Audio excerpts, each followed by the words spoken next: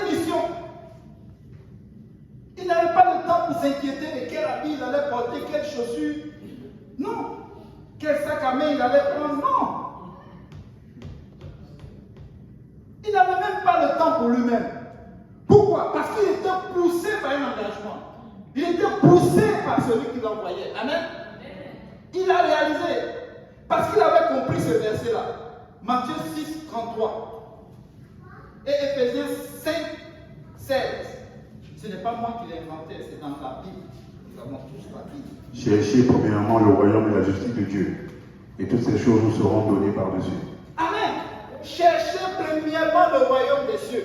Il avait compris que la chose la plus importante, c'était de mettre le royaume des cieux en premier. Si tu veux bâtir quelque chose, je pense que la première des choses que tu dois te soucier à bâtir, c'est le royaume des cieux. Est-ce que réellement je suis dans le plan que le Seigneur a décidé pour moi en venant dans ce monde? Parce que quand nous venons dans ce monde, nous croyons que c'est nos parents qui nous ont impulsés. Non, nous sommes venus parce que le Seigneur a permis que nous soyons là. Donc nous avons chacun de nous une mission à accomplir.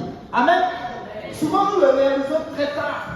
Souvent nous le réalisons peut-être à 2 ou 3 jours de notre décès. Amen. Amen. Est-ce que quelqu'un est avec moi? Souvent nous le réalisons tout petit. C'est pourquoi nous encourageons nos enfants, n'est-ce pas, à venir dans la maison de Dieu. Amen. Oui, parce que Dieu va leur parler et ils vont l'attraper très tôt. Éphésiens 5. Rachetez le temps. Rachetez le temps. Car les jours sont mauvais. Les jours sont mauvais. Qui sait que les jours sont mauvais? Yannick l'a cité tantôt. Chaque jour qui passe, nous entendons des bruits de guerre. Chaque jour qui passe, ce sont des tremblements. Chaque jour qui passe, là, ils ont fini avec l'Ukraine qui sont en train de réfléchir à autre chose. Bientôt, ils vont nous sortir quelque chose. Covid-19 est parti, d'autres disent qu'il y a. Je ne sais même pas. Amen. Hein? Bon, voilà. On ne sait pas. Et ils ont un plan, ils ont un agenda.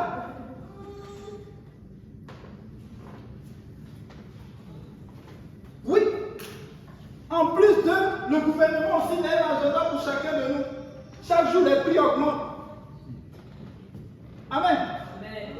Les loyers augmentent. Les inondations. Et ça, ce sont des choses que nous vivons au quotidien. Donc, nous devons nous souvenir que c'est un signe pour nous. Ce n'est pas un problème climatique où les gens vont à l'école, mais au fait, ils ont fait ça, je pense que juste ça, parce qu'ils sentaient qu'il y allait avoir beaucoup de monde qui n'allait pas travailler. Ils ont fait une affaire, ils ont dit, bon, sortons cette affaire de climat, on va donner du travail aux gens. C'est juste ça. Pour moi, c'est ça. Pour moi, c'est ça. Mais le Seigneur est venu pour quelque chose. Amen.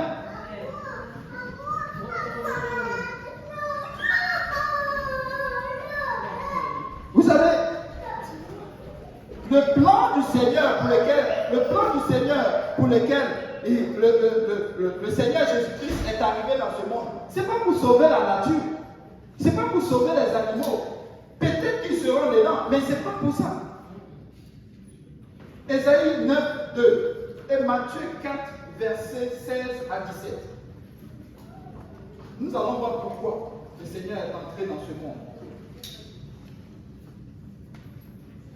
Ésaïe chapitre 9, verset 2 et Matthieu chapitre 4, verset 16 à 17. Tu rends le peuple nombreux, tu lui accordes de grandes joies. Il se réjouit devant toi, comme on se réjouit à la moisson, comme on pousse des cris d'allégresse au partage du butin. Ésaïe 9, 2. Bon, alors dans Matthieu chapitre 4, verset 16 à 17. Ce peuple, assis dans les ténèbres, a vu une grande lumière. Et sur ceux qui étaient assis dans la région et l'ombre de la mort, la lumière s'est levée. Amen. Donc le peuple était assis dans les ténèbres. Est-ce que vous croyez que nous sommes assis dans les ténèbres? Lorsqu'on fait la promotion de l'homosexualité, nous sommes dans les ténèbres. Lorsqu'on fait la promotion, n'est-ce pas, de la pédophilie, nous sommes dans les ténèbres. Lorsqu'une femme va contre une autre femme, nous sommes dans les ténèbres. Ça, ce n'est pas la vie. Ça, c'est aller contre la vie. Lorsque une personne se lève et puis dit que moi, aujourd'hui, je ne suis ni garçon, ni femme. Nous sommes vraiment dans les ténèbres. Un jour, j'ai vu cette histoire que j'ai partagée à tout le monde. En fait, ce sont des jeunes enfants, des jeunes adolescents qui sont en Angleterre et qui, je ne sais pas, inspirés de comment, mais je crois que c'est une inspiration divine. Et ils sont allés à l'école et chacun a décidé, n'est-ce pas, d'avoir, de changer aussi son titre.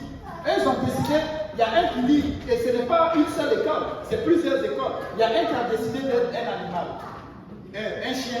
L'autre a dit, lui, il va devenir un chat.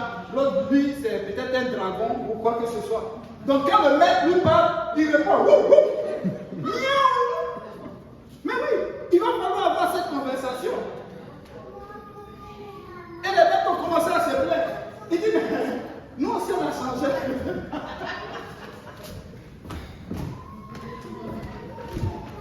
Oui, nous aussi, on a changé de nature. Amen. Si quelqu'un ne peut plus l'appeler un garçon, et l'autre il dit il n'est plus une fille, moi je suis un animal. Et accepter ça, c'est ça peut être correct. Amen. Ça c'est une inspiration. Je ne sais pas d'où est-ce que ça vient, mais ça m'a choqué. Mais oui, ils ont porté plainte. Les gens ne savent plus quoi faire. Oui, comment juger cette affaire? Parce que si vous accordez le droit à l'autre, à moi aussi il faut accorder le droit. Et il faut apprendre le langage des chiens pour qu'on puisse avoir cette conversation-là. Ou le langage, n'est-ce pas, des chats. Et là, le maître, là, je pense qu'il va avoir des problèmes. Parce que si l'autre déclare qu'il est dragon, il faut aussi apprendre le langage des dragons. C'est une folie.